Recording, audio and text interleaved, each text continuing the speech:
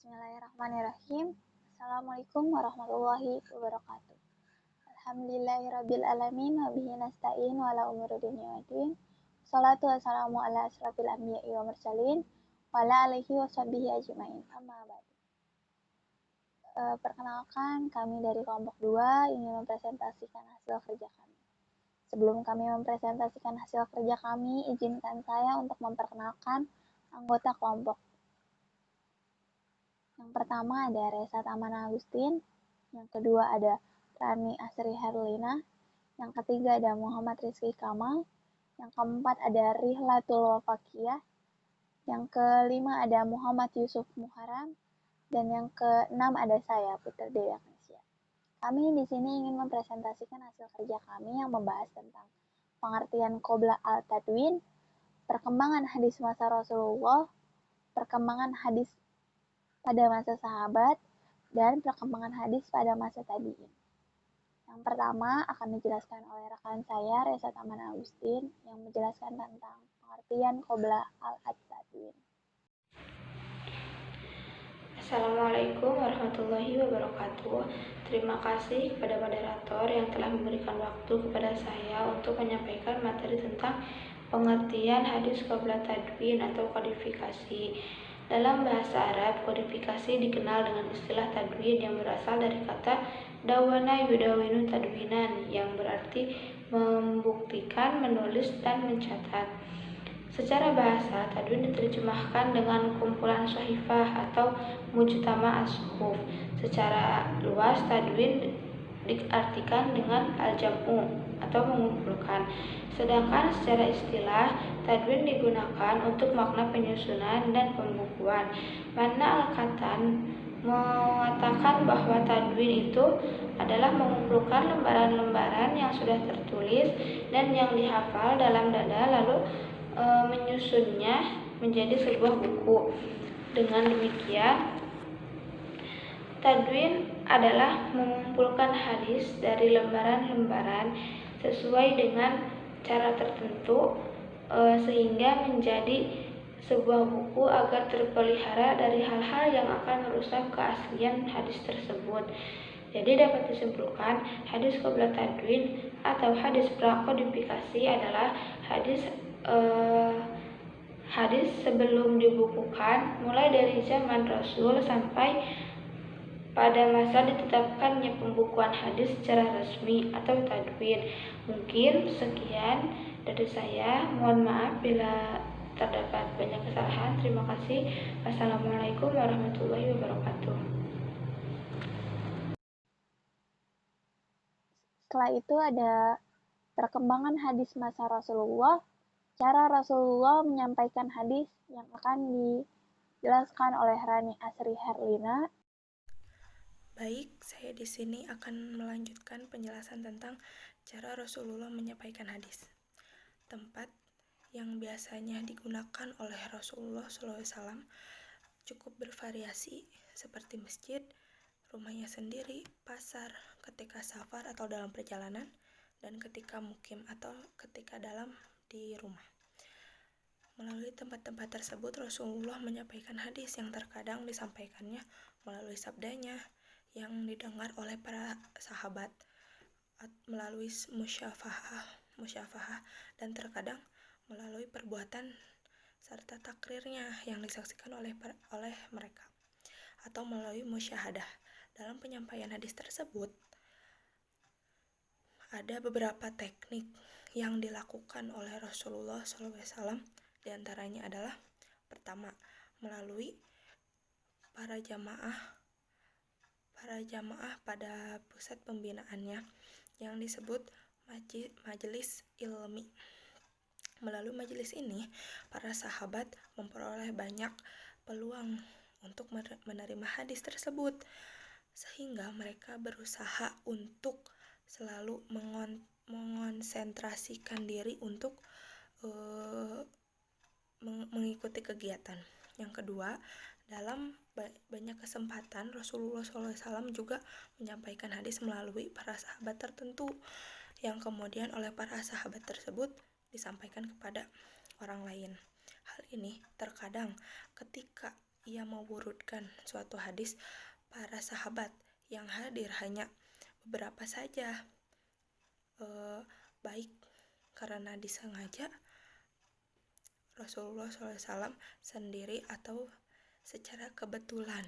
Para sahabat yang hadir hanya beberapa orang saja.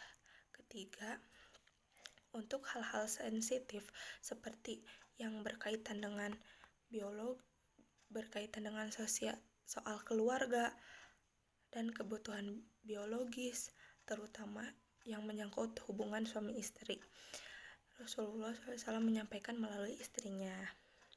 Yang keempat, melalui ceramah atau pidato di tempat terbuka, seperti ketika Fathu Mekah dan Haji Wada, ketika menunaikan ibadah haji pada tahun 10 Hijriah atau 631 Masehi, Rasulullah SAW menyampaikan khutbahnya yang sangat bersejarah di depan ratusan ribu kaum muslimin yang melakukan ibadah haji, yang isinya berkaitan tentang bidang muamalah, siasah, jinayah, dan hak asasi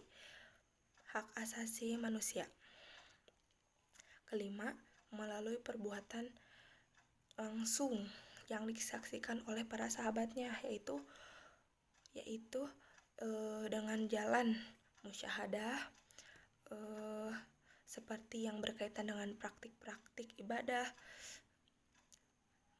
dan muamalah, peristiwa yang terjadi pada Rasulullah SAW dan sahabat. Kemudian beliau menjelaskan hukumnya dan berita itu tersebar di kalangan umat Islam. Mungkin segitu penjelasan dari saya. Cukup sekian.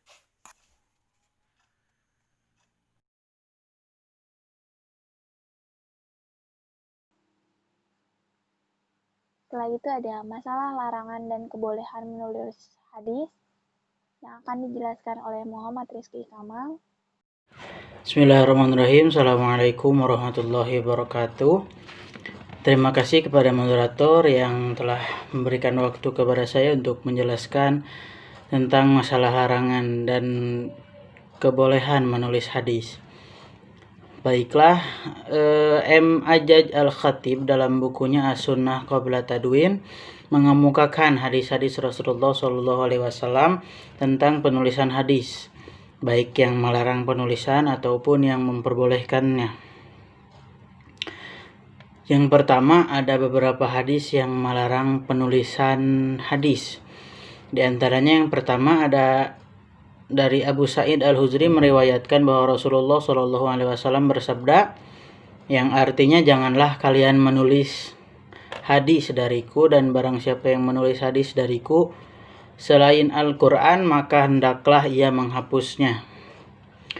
Ini adalah hadis Rasulullah yang paling sahih tentang larangan menulis hadis. Yang kedua ada Abu Sa'id Al-Khudai berkata, kami memohon kepada Rasulullah agar beliau mengizinkan kami menulis, namun beliau tidak mengizinkan. Dalam suatu riwayat dikatakan kami meminta izin kepada Nabi SAW untuk menulis hadis, namun beliau tidak mengizinkan. Lalu ada hadis-hadis yang memperbolehkan penulisan hadis. Di antaranya pertama ada Abdullah bin Amr Al-As radhiyallahu anhu berkata, yang artinya, saya menulis segala yang saya dengar dari Rasulullah SAW. Saya hendak menghafalnya, namun orang-orang Quraisy melarangku. Mereka berkata, engkau menulis segala sesuatu yang engkau dengar dari Rasulullah SAW, sedangkan beliau manusia yang kadangkala berbicara dalam keadaan marah dan senang. Saya pun berhenti menulis. Kemudian saya ingat kepada beliau ketika beliau menunjukkan jari ke mulutnya dan bersabda, tulislah. Maka demi Allah yang jiwaku berada di tangannya, tidak keluar darinya atau dari mulut Rasulullah SAW kecuali kebenaran. Lalu juga ada dari Abu Hurairah radhiyallahu anhu berkata, tidak ada seorang pun dari sahabat Nabi Muhammad SAW yang menjadi sumber riwayat hadis yang lebih banyak dibandingkan dengan aku, kecuali riwayat dari Abdullah bin Amr karena dia menulis, sedangkan aku tidak menulis. Terhadap perbedaan pendapat dan dalil-dalil hadis tersebut, para ulama telah mengadakan analisis, pembahasan, atau memunakosahkan sampai diketahui ketentuan hukum dari penulisan hadis tersebut. Penulisan hukum-hukumnya antara lain adalah sebagai berikut. Pertama, larangan penulisan hadis berhubungan dengan soal hafalan dan pemeliharaannya. Mereka berpendapat, pertama, penulisan hadis dilarang untuk memelihara daya hafalan bangsa Arab yang kuat. Kalau sudah tergantung pada catatan, maka kekuatan hafalannya akan berkurang, sehingga dengan demikian menulis hadis itu tidak diperbolehkan. Lalu yang kedua, kalau menulis hadis untuk sekedar menghafal, lalu ketika sudah hafal dihapus kembali, maka diperbolehkan. Dan yang ketiga, larangan menulis hadis adalah bagi yang kuat ingatannya atau hafalannya itu yakin tidak akan lupa. Maka bagi yang takut lupa diperbolehkan menulis hadis. Lalu yang kedua, titik sasaran atau persoalan larangan penulisan hadis terletak pada soal kekhawatiran tercampurnya antara Al-Quran dan hadis. Maka ada beberapa pendapat yang menyatakan, pertama, penulisan hadis dilarang bagi penulis wahyu dan Al-Quran atau kepada siapa yang menulis hadisnya di tempat yang sama dengan Al-Quran. Lalu sedangkan larangan penulisan hadis berlaku pada saat Al-Quran diturunkan. Maka di waktu lain selain ketika Al-Quran ditulis, maka penulisan hadis diizinkan. Dan yang terakhir, penulisan hadis dilarang atau tidak dilakukan untuk menyelenggarakan penulisan secara formal sebagai tadwin Al-Quran, tapi diperbolehkan dan dilakukan untuk keperluan perorangan. Penelitian atas hadis-hadis yang menjadi dasar bagi kedua pendapat tersebut adalah sebagai berikut. Pertama, hadis yang berisi larangan dihadapkan bagi umum dan hadis yang mengizinkan menuliskan ditujukan secara khusus. Yang kedua, sebagian ulama berpendapat bahwa hadis Abu Sa'id Al-Khudri adalah mauquf dan tidak dapat dijadikan hujjah. Namun terhadap pendapat ini, ulama lain membantah karena hadis Abu Sa'id Al-Khudri terdapat pada Sahih Muslim dan marfu. Dan yang ketiga, dari kenyataan bahwa wurud hadis Abu Syah pada masa Futuh Makkah, hadis Abu Sa'id Al-Khudri tidak diamalkan secara umum oleh para sahabat, dan ijma' para ulama yang membolehkan aktivitas tadwin merupakan qarinah yang kuat bahwa izinlah yang terakhir datangnya. Maka para ulama telah menetapkan bahwa hadis Abu Sa'id Al-Khudri tentang larangan menulis hadis itu dinasakh oleh hadis yang memerintahkannya, antara lain hadis tentang Abu Syah tersebut. Mungkin cukup sekian penjelasan dari saya. Terima kasih. Wassalamualaikum warahmatullahi wabarakatuh. Dan setelah itu ada perkembangan hadis pada masa sahabat. Yang pertama ada Abu Bakar dan Umar yang akan dijelaskan oleh Rihlatul Wafakiyah. Bismillahirrahmanirrahim. Assalamualaikum warahmatullahi wabarakatuh. Sebelumnya terima kasih kepada moderator yang telah memberi kesempatan saya untuk sedikit menjelaskan tentang perkembangan hadis pada masa sahabat. Nah, perkembangan hadis pada masa sahabat ada 4 ya, Khulafaur Rasyidin. Yang pertama ada Abu Bakar, 2 ada Umar, ada Utsman, dan ada Ali. Bismillah, di sini saya akan menjelaskan yang pertama bahwa ada masa pemerintahan Abu Bakar As-Siddiq. Nah, setelah Nabi Muhammad SAW wafat, para sahabat belum memikirkan penghimpunan dan pengkodifikasian hadis karena banyak problem yang dihadapi, diantaranya timbulnya kelompok orang-orang murtad.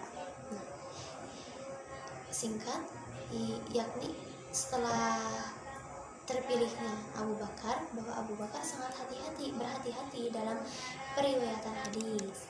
Nah, beliau juga pernah berkeinginan untuk membukukan sunnah, tetapi digagalkan karena khawatir terjadi fitnah di tangan orang-orang yang tidak dapat dipercaya.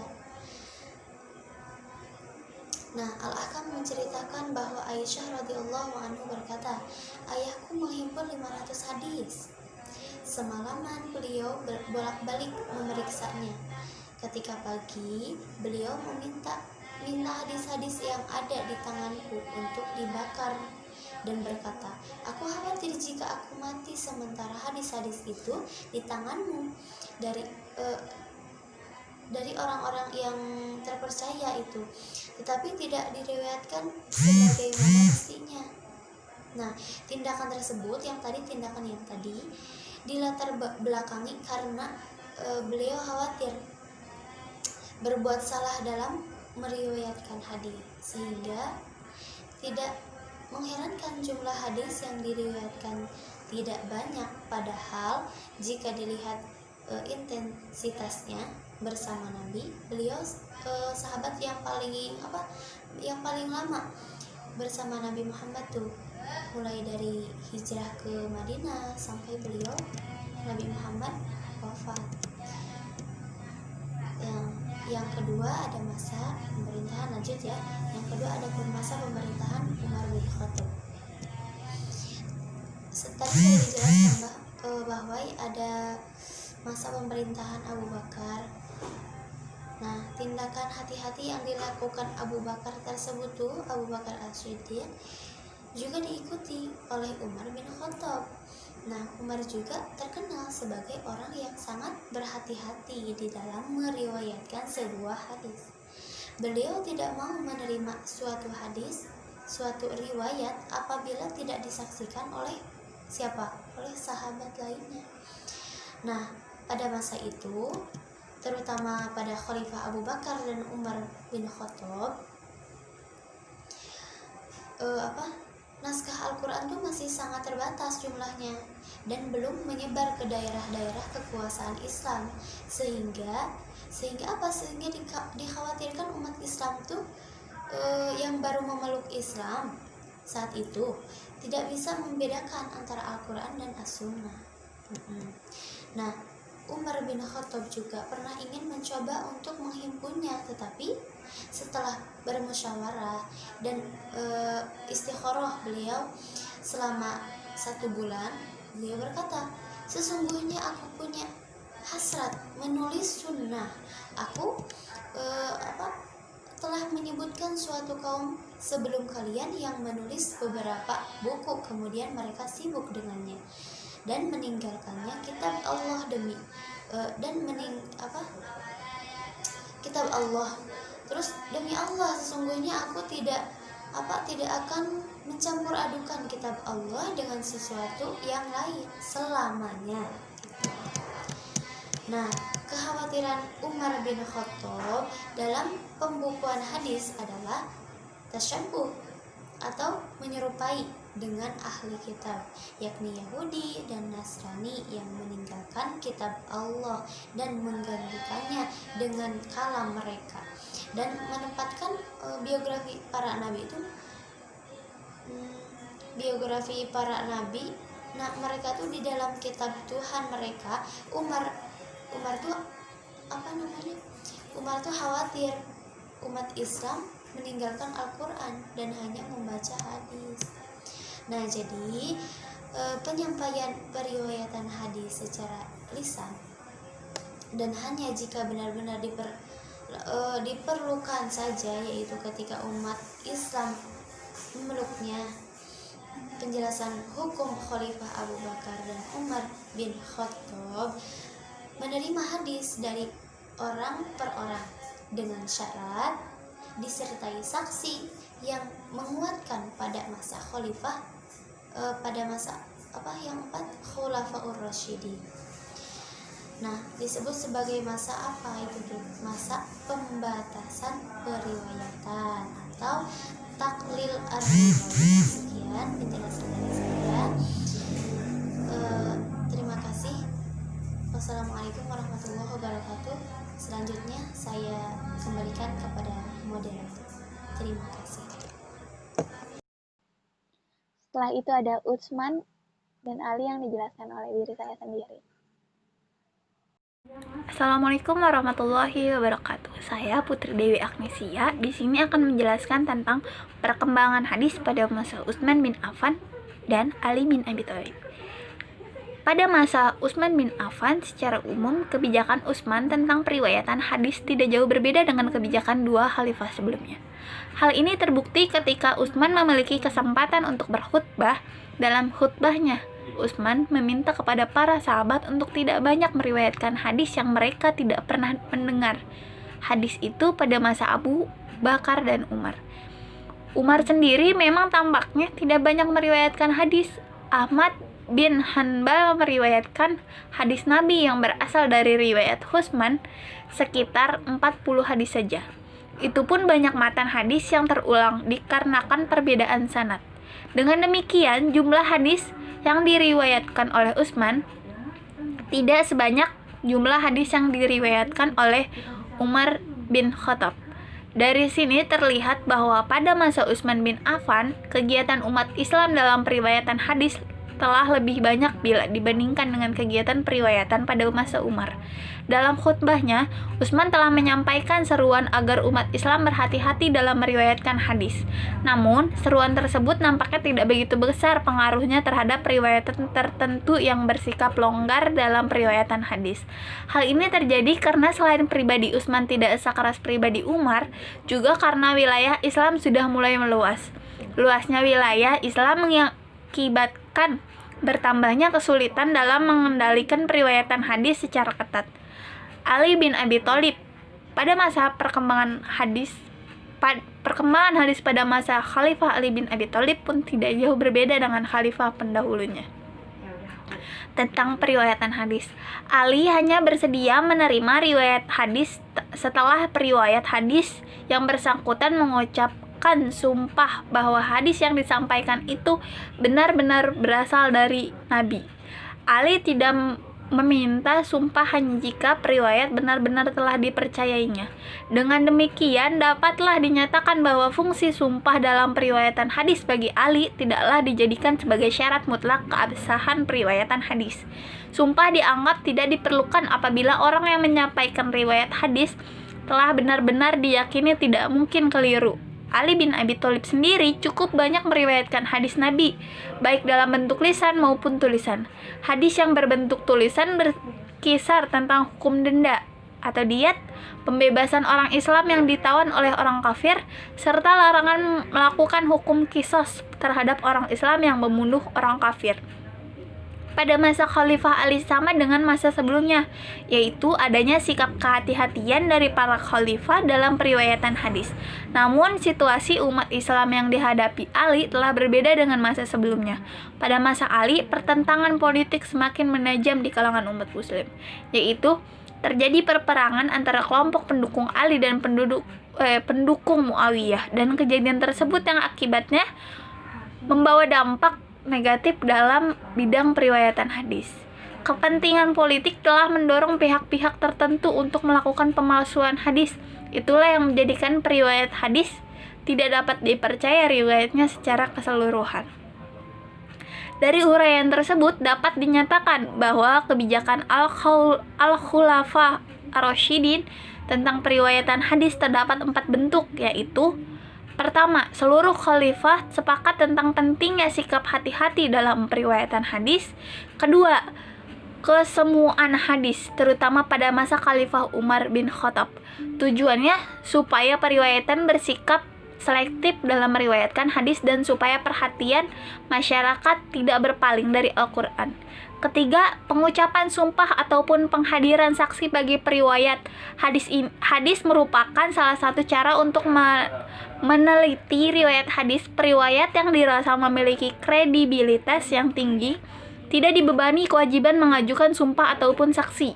Keempat, semua khalifah telah meriwayatkan hadis, hanya saja 3 khalifah yang pertama, Abu Bakar, Umar, dan Utsman, meriwayatkan hadis secara lisan. Hanya Ali yang meriwayatkan hadis secara lisan dan tulisan.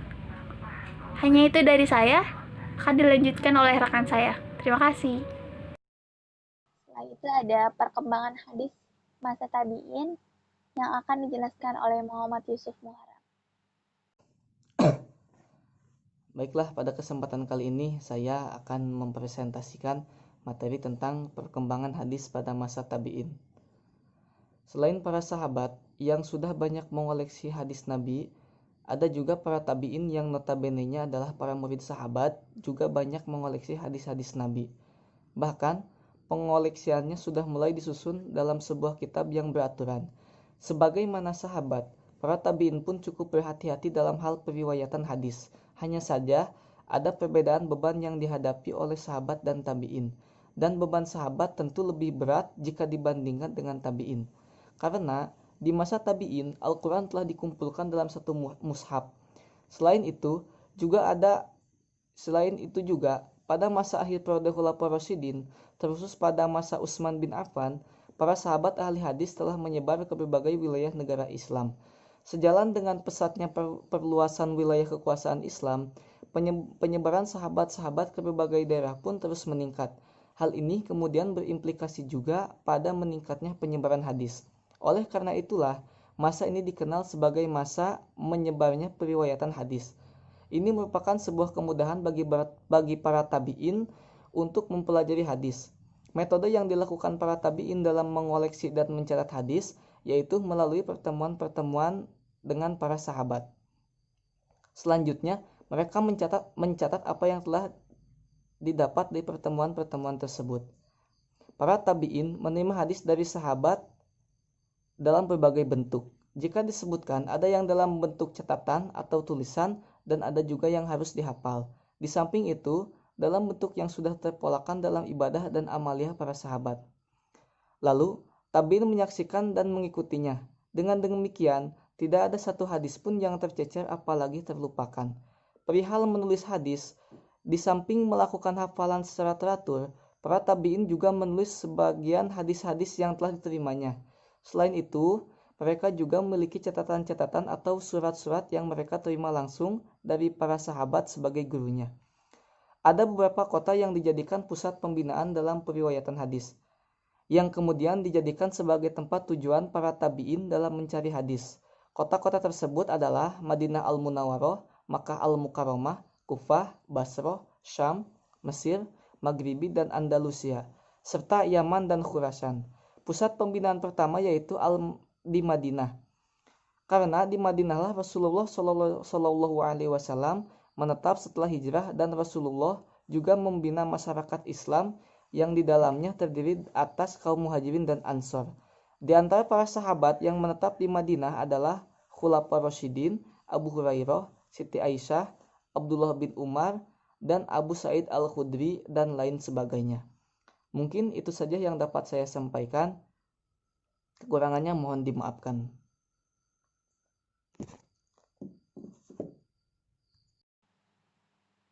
Hanya itu dari kelompok kami. Jika ada pertanyaan, bisa ditanyakan di forum diskusi. Kurang lebihnya mohon maaf. Wassalamualaikum warahmatullahi wabarakatuh.